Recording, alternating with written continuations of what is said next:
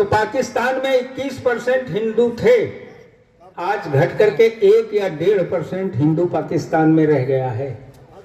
भारतवर्ष में जब बंटवारा हुआ था तब हिंदुओं की जनसंख्या जितनी, उसमें से हम लोग कुछ प्रतिशत, सही आंकड़ा मैं नहीं बता सकता हूं, आप लोग जानकारी करिए, 7 कुछ प्रतिशत घट गए हैं, बजाय बढ़ने के घट गए हैं।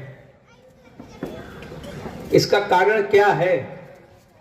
ये क्यों ऐसा हो रहा है? हिंदू ही क्यों प्रताड़ित हो रहा है अन्य देशों में? कोई आवाज उठाने वाला क्यों नहीं है?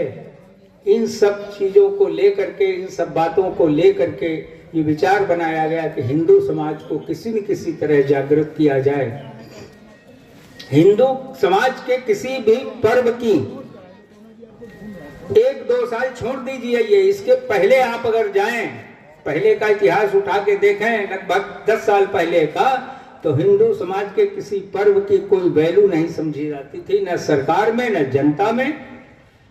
अन्य धर्मों के लिए एक उदाहरण बता दूं मैं आपको, वर्ष में 2 बार हमारे व्रत आते हैं, एक शारदीय नवरात्रि, एक बसंत कालीन नवरात्रि, ग्रीष्म काल जो चैत्र में पड़ती है, जब से हमारा नववर्ष शुरू होता है, नव संवत्सर शुरू होता है, तो 9 दिन का व्रत रहा जाता है। आज तक मैं बाहर की बात नहीं करूंगा, मैं आपके बीच की बात करूंगा, माहौली की बात करूंगा। आज तक मैंने किसी भी व्यक्ति को, किसी भी सेठ को, किसी भी व्यापारी को, किसी को भी किसी भी नवरात्र में ये करते हुए नहीं देखा है कि आज व्रत का पारायण शाम के समय हम करवाएंगे। मैंने नहीं देखा है, आप लोगों ने देखा हो तो शायद कहीं देखा हो। लेकिन एक दूसरा धर्म भी है यहाँ, उसका जब 1 महीने का व्रत आता है, हालांकि उस व्रत में और हमारे व्रत में अंतर है। उस व्रत में दिन भर व्रत रहा जाता है, रात भर खाया जाता है, और हमारे यहाँ दिन और रात, और कुछ तो ऐसे ऐसे लोग हैं जो निर्जला रहते हैं, जिनको जल की भी आवश्यकता नहीं, लौंग कुटक के रहते हैं, उनको कोई पूछने वाला नहीं है। लेकिन उसके लिए मैंने कई जगह देखा है, सरकारी संस्थानों में क्या हो रहा है, वो रोजा अफ्तार हो रहा है। धर्म कांटे पे मैंने देखा क्या हो रहा है, रोजा अफ्तार हो रहा है। किसी गली में चले जाओ, रोजा अफ्तार हो रहा है। तो ये क्या है? हमारे देश में हम जहां के बाहुल्य हैं, जहां हमारा वर्चस्व है, जहां हम जनसंख्या के रूप में सर्वाधिक हैं, वहां पर हमारे पर्व का, हमारे व्रत का, हमारे त्योहार का कहीं कोई मूल्यांकन नहीं है, अन्य जगहों में है। और इसका मुख्य कारण क्या है? कह दूं तो थोड़ा कड़वा लगेगा, लेकिन कड़वे घूंट कभी कभी पी लिए जाते हैं। इसका मुख्य कारण हम और आप हैं। इसका मुख्य कारण हम और आप हैं कि हमारे अंदर जागरूकता ही नहीं है। इस समय यहां पर मेरे सामने 100 से अधिक की संख्या है, और ज्यादा ही होगी जहां तक मेरा अनुमान है, गिनती नहीं की है। हाँ, थोड़ा व्यवधान बीच में है, क्षमा कीजिएगा। मैं निवेदन करूंगा, जो लोग वाहन में बाइक लेकर के आए हैं, साइकिल लेकर के आए हैं, या स्कूटी, 2 पहिया वाहन जो भी लाए हैं, इनको थोड़ा पीछे कर लें, ताकि यहाँ पर शोभा भी बढ़ जाएगी, और कुछ लोग आएंगे, हो सकता है व्यवस्था कम रहे तो खड़े ही हो जाएंगे। कम से कम ये बाइकें अपनी पीछे कर लें, साइकिल अपनी पीछे कर लें। क्षणिक कष्ट है, उसके बाद आनंद ही आनंद है।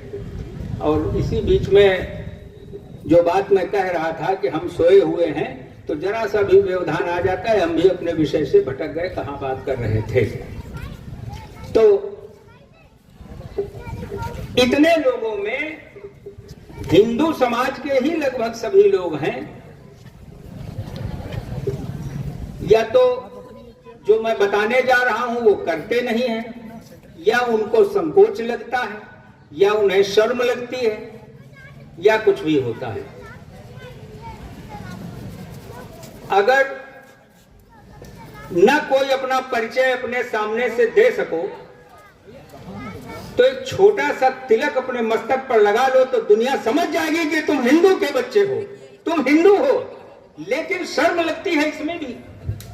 बताना पड़ता है, जगाना पड़ता है, ऐसे कार्यक्रम करने पड़ते हैं। सकल हिंदू समाज ये जो आप देख रहे हैं ये लगभग इन्हीं सब चीजों पे आधारित है। और अपने पड़ोस का एक दूसरा धर्म देख लीजिए, उनको बड़ा गर्व लगता है कि हम टोपी लगा करके जा रहे हैं, उनको बड़ा गर्व लगता है कि हम पगड़ी बांध करके जा रहे हैं, उनको बड़ा गर्व लगता है। हमको गेरुए से नफरत है, भगवा से नफरत।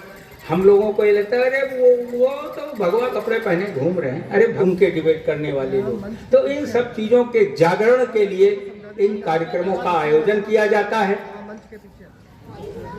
आने वाली कल ही परसों में 14 तारीख है, मकर संक्रांति का पर्व मनाएंगे हम लोग। सूर्य दक्षिणायन से उत्तरायण में आ जाएगा, शुभ कार्य होने लगेंगे और उन सभी शुभ कार्यों में हम लोग तल्लीन होंगे। उसी परिप्रेक्ष्य में आज हिंदू सम्मेलन जो माधव बस्ती, अभी मैंने बताया शक्ति नगर, प्रेम नगर और मिल कॉलोनी पश्चिमी का आंशिक भाग, ये मिला करके माधव बस्ती बनाई गई है। इसी तरह से प्रत्येक पूरी मोहल्ले में कई जगहों पर इसी तरीके छोटी छोटी बस्ती बना करके ये कार्यक्रम चल रहे हैं। पूरे भारतवर्ष में चल रहे हैं, कहीं प्रांत स्तर पर, कहीं जिला स्तर पर, तहसील स्तर पर, ब्लॉक स्तर पर, गांव में न्याय पंचायतों के स्तर पर ये हिंदू सम्मेलन के कार्यक्रम इसी तरीके से चल रहे हैं। आज आप सभी लोग इस कार्यक्रम में सम्मिलित हो, यहाँ आ चुके हो, बहुत लोग आ भी रहे हैं। सभी लोगों का स्वागत है, अभिनंदन है। कुछ ही समय पश्चात ये कार्यक्रम प्रारंभ होगा। हमारे अभी कार्यक्रम के अध्यक्ष, मुख्य अतिथि, ये सब लोग आने शेष हैं। अभी सूचना मिली है कि वो लोग शीघ्र ही यहाँ पर आ रहे हैं। बांग्लादेश, पाकिस्तान की बात अभी मैंने बताई। ऑस्ट्रेलिया में, न्यूजीलैंड में, इंग्लैंड में, अमेरिका में, हर जगह जब भी आप सुनेंगे तो किसकी हत्या हुई, कहीं वो हिंदू छात्र पढ़ने के लिए गया था, उसको मार दिया गया। अब वहां का अगर कोई व्यक्ति यहाँ आता है तो अब तो खैर कुछ प्रतिबंध है, लेकिन 10-12 साल पहले उनको बड़े शौक से यहाँ रख लिया जाता था और आज पूछा जा रहा है घुसपैठिए कहाँ से आ जाते हैं। लेकिन विचार करो बैठ करके कि अगर भारतवर्ष से कोई हिंदू बाहर गया तो कोई ऐसा देश है जो उसको अपनी नागरिकता देगा?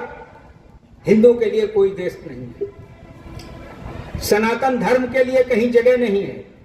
लेकिन हमारे यहाँ हमारी संस्कृति ही ऐसी नहीं, हमारे संस्कार ही ऐसी नहीं। हम तो वसुधैव कुटुंबकम को लेकर के चलते हैं, हमेशा से चले आ रहे हैं। सनातन धर्म का ये मुख्य उद्देश्य यही रहा है, वसुधैव कुटुंबकम के संपूर्ण विश्व हमारा भाईचारे में है, संपूर्ण विश्व हमारा परिवार है, हम ये लेकर के चलते हैं। और संपूर्ण विश्व में पहले अगर कोई धर्म था, इतिहास उठा करके आप देखें तो सनातन धर्म ही था। सनातन धर्म के ही ये सब निकले हुए छोटे छोटे बच्चे कह लो या शाखाएं कह लो, ये सब उसी से निकली हुई हैं, लेकिन सब उसी के विरोध में हैं। से 4 गुना ज्यादा भीड़ होती, एक आवाज पर 1000 आदमी इकट्ठा होता है, 2 आवाज पर 2000 आदमी इकट्ठा होता है। और हम 1000 आवाजें दें तो 5 आदमी आ जाए, यही बहुत बड़ी बात है। ये हिंदू की सुषुप्ता अवस्था है और इस सुषुप्ता अवस्था से जागृत करने के लिए ऐसे कार्यक्रमों का आयोजन किया गया है जो नगर नगर, गांव गांव और जिला स्तर, प्रांत स्तर पर होते चले आ रहे हैं। हमारे इस कार्यक्रम में मंचासीन जो भी अतिथिगण हैं उनका परिचय और उनको सम्मानित करने के लिए मैं निवेदन करूंगा श्री करुणा शंकर जी कटियार से कि वे आए और इस कार्यक्रम को आगे बढ़ाएं। श्री करुणा शंकर। जैसा कि विदित है कि हम सभी यहाँ पर माधव बस्ती के हिंदू सम्मेलन में एकत्रित बैठे हुए हैं। आज के इस हिंदू सम्मेलन के कार्यक्रम में मंच पर उपस्थित महानुभावों का परिचय कराने जा रहा हूं। मध्य में बैठे हुए ब्रह्मर्षि पूज्य स्वामी विमलानंद सरस्वती जी, आप श्री 84 कोसी परिक्रमा जो मिश्रिक नैमिषारण्य में होती है उसके आप संयोजक हैं और पंचायती महानिर्वाणी अखाड़ा से संबंधित आप सन्यासी हैं। और हमारे आज के इस कार्यक्रम के आप आदरणीय अध्यक्ष जी हैं। मैं अध्यक्ष साहब से निवेदन करूंगा कि उनका स्वागत करने की कृपा करें।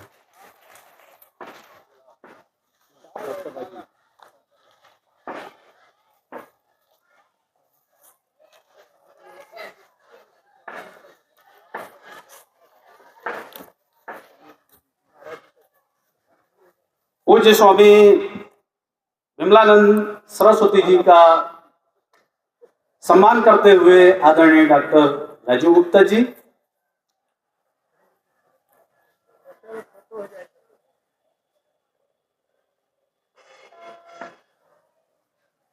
मंच पर सबसे बाईं ओर विराजमान आचार्य धर्मेंद्र जी, आप इस क्षेत्र के प्रसिद्ध कथावाचक हैं। यहीं निकट ही चंडरा ग्राम के आप निवासी हैं और हम सभी को उनका भी अभी आशीष प्राप्त होगा। डॉक्टर साहब उनका भी स्वागत करते हुए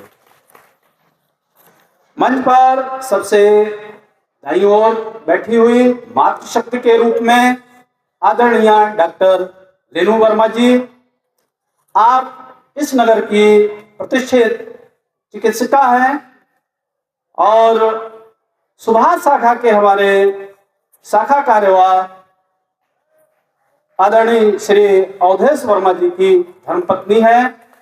हमारे नगर की प्रमुख समाज सेविका भी हैं। मध्य में विराजमान, जिनका हमको भी प्रेरक उद्बोधन प्राप्त होने वाला है, ऐसे आदरणीय श्रीमान ओमपाल जी, आप प्रचारक हैं। प्रचारक जो होते हैं वो पूर्णकालिक अपने परिवार को छोड़ते हैं, घर परिवार को छोड़कर आजन अविवाहित रहते हुए भारत माता की साधना में लीन और हिंदू समाज के संगठन के लिए कार्य करते हैं। बहुत वरिष्ठ प्रचारक हैं। आप 19 वर्ष की अवस्था में प्रचारक निकले। 2 वर्ष में आप तहसील प्रचारक के रूप में आपने कार्य किया। 6 वर्ष पिथौरागढ़ के आप आदरणीय जिला प्रचारक रहे। 2 वर्ष नैनीताल के आप आदरणीय जिला प्रचारक रहे। 3 वर्ष कुमायूं जो विभाग था उसके आप आदरणीय विभाग प्रचारक रहे और 4 वर्ष शाहजहांपुर विभाग के आप विभाग है। हम लोगों का सौभाग्य भी रहा है कि 2 वर्ष ये जो अपना सीतापुर विभाग है, जिसमें शासकीय दृष्टि से 2 जिले सीतापुर और लखीमपुर, संघ की दृष्टि से 4 जिले लखीमपुर गोला, सीतापुर और बिस्वा, ऐसे सीतापुर विभाग के भी आप विभाग प्रचारक रहे। 28 वर्षों तक आप राष्ट्रीय शैक्षिक महासंघ के अखिल भारतीय संगठन मंत्री रहे, जिसमें आप पूरे देश में आपका भ्रमण रहा और शिक्षा के क्षेत्र में जो यह अपना संगठन बनाया गया उसका आपने पूरे भारतवर्ष में प्रचार प्रसार किया। पिछले 2 वर्षों से आप कुटुंब प्रबोधन संयोजक के नाते कार्य कर रहे हैं।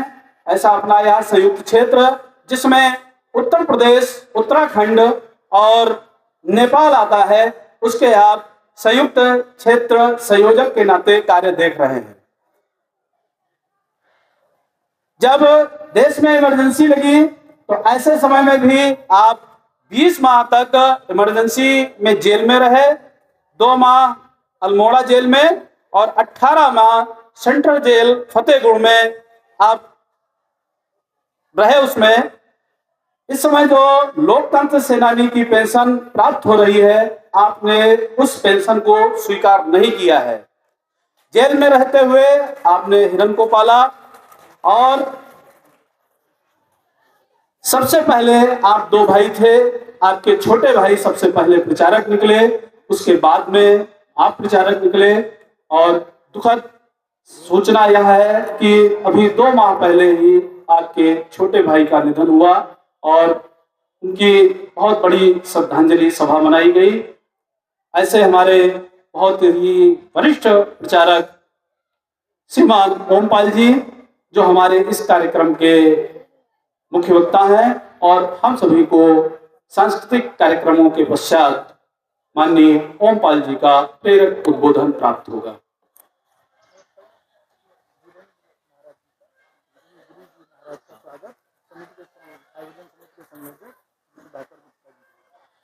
हमारे मध्य में यही बाबा बैजनाथ धाम के महान श्री अरविंद गिरी जी, धीरेन्द्र गिरी जी उपस्थित हैं। मैं अपने इस आयोजन समिति के संयोजक श्रीमान गुप्ता जी से, सुधाकर गुप्ता जी से निवेदन करूंगा कि उनका भी स्वागत करने की कृपा करें।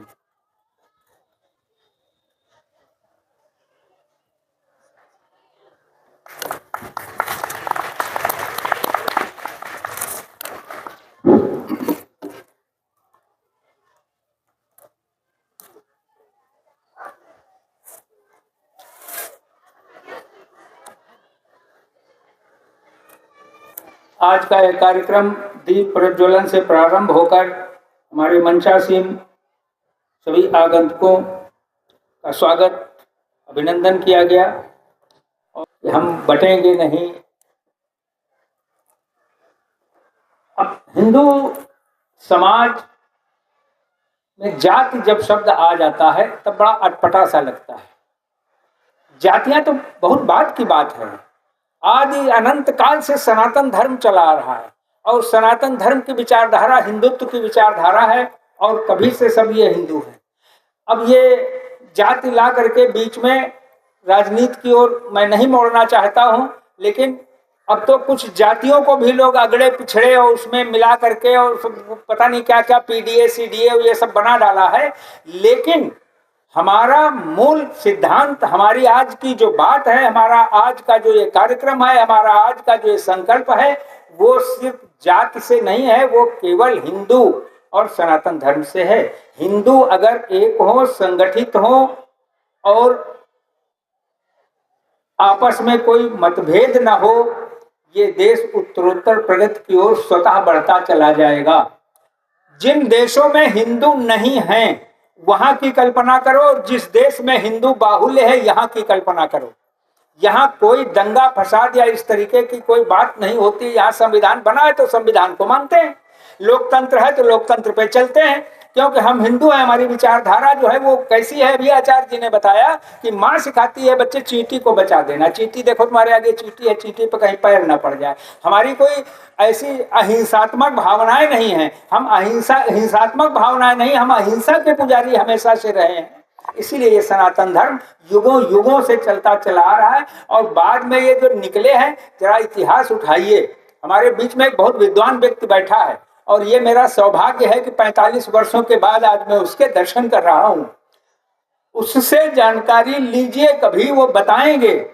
ये सनातन धर्म आदिकाल से चला आ रहा है और ये जो बीच में धर्म पैदा हो गए हैं, ये सब सनातन धर्म से ही निकले हुए धर्म।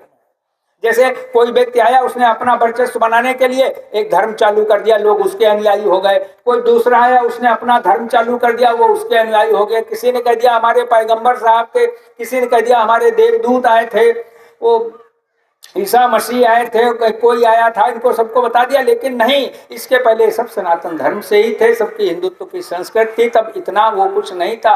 अब जहाँ हिंदू नहीं है वहाँ की स्थिति पर आप विचार करो, चाहे बांग्लादेश हो, अफगानिस्तान हो, पाकिस्तान हो, इंडोनेशिया हो, थाईलैंड हो, कहीं का भी आप देख लीजिए, जहाँ हिंदू नहीं है वहाँ मार काट मची हुई है, पता नहीं क्या क्या हो रहा है। इसलिए हम भी आज चाहते हैं हमारा समाज संगठित हो, आगे की ओर बढ़े, अपने को पहचाने, हिंदू जागृत हो। इसीलिए हिंदू सम्मेलनों का आयोजन किया गया है श्री ओमपाल जी के द्वारा। अभी आपने जितनी भी बातें सुनी, जितने भी दृष्टांत उन्होंने सुनाए, जितने भी उदाहरण उन्होंने दिए, उन सबको अगर एक जगह संकलित कर लिया जाए, उन पे मनन चिंतन करके उनको अपने साथ क्रियान्वित किया जाए, तो मेरी समझ से भारत महान राष्ट्र बनने में, एक मजबूत देश बनने में, एक विकसित देश बनने में कोई दिक्कत नहीं होगी। बहुत ही गंभीरता पूर्ण विषय था उनका। आजकल जो बातें बताई जाती हैं वो सब हवा हवाई होती है, लेकिन कितनी गहराई से उन्होंने एक परिवार से लेके, बच्चे के जन्म से लेके और राष्ट्रभक्त बनने तक की जो स्थितियां बताई, जो परिस्थितियां समझाई, उन पे हम लोग अगर एक प्रयास करेंगे कि अपने जीवन में उतारें तो हमारा ये परिवार, समाज, राष्ट्र उन्नति की ओर बढ़ेगा।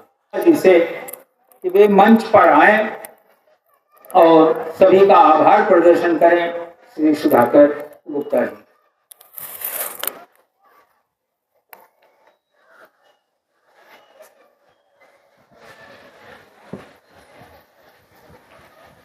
भारत माता की, भारत माता की। आज के इस विशाल हिंदू सम्मेलन में लखनऊ से आए प्रातःकाल हमारे मध्य उपस्थित राष्ट्रीय स्वयं संघ के संयुक्त उत्तर प्रदेश क्षेत्र के कुटुंब प्रबोधन प्रमुख श्री ओमपाल जी,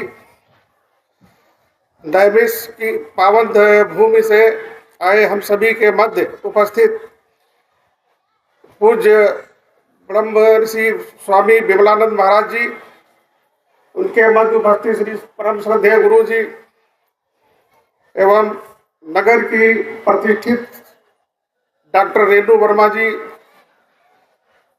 हमारे बीच में उपस्थित है।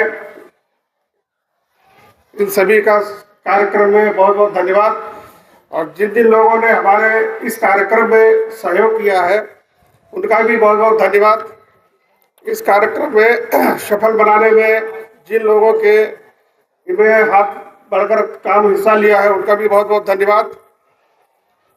और इस कार्यक्रम में सफल बनाने के लिए आयोजन समिति के द्वारा जो सहयोग प्राप्त हुआ है वो हमारे बंधु हैं डॉक्टर राजीव गुप्ता जी, डॉक्टर अंकित आर्या जी, श्री अशोक शुक्ला जी, श्री महेश कुमार गुप्ता जी, दीपू भैया जो शायद आए नहीं है, श्री अमन पांडे जी हैं, चलिए, श्री पीयूष मिश्रा जी भी है जो प्रबंधक शक्ति लर्निंग टेम्पल स्कूल के हैं, श्री अरविंद गुप्ता जी यहाँ पर उपस्थित है, श्री रघुनाथ दीक्षित जी, श्री राहुल मिश्रा जी एवं यहाँ पर ज्ञात अज्ञात में जो भी जिन लोगों ने सहयोग किया है उनका बहुत बहुत धन्यवाद। बस भारत माता की जय। अभी आप लोग बैठे रहे, अपने समापन नहीं हुआ है। भारत माता की आरती होगी, उसके बाद प्रसाद वितरण होगा, उसके बाद ही आप लोग जाएंगे। और व्यापार मंडल के अध्यक्ष महेश गुप्ता जी, हम तो सामने देख रहे थे, उनको निगाहें यहाँ ढूंढ रही थी, वो वहां हैं, तो वहीं से कह रहे हैं कि हम हैं और खड़े हैं। आगामी योजनाबद्ध तरीके से उनकी भाषा शैली रहती है कि हम हैं, यही हैं और खड़े हैं, बैठे नहीं हैं, ना बैठेंगे। तो मैं संयोजक और आयोजक कर्ताओं से निवेदन करूंगा, आरती की व्यवस्था करें।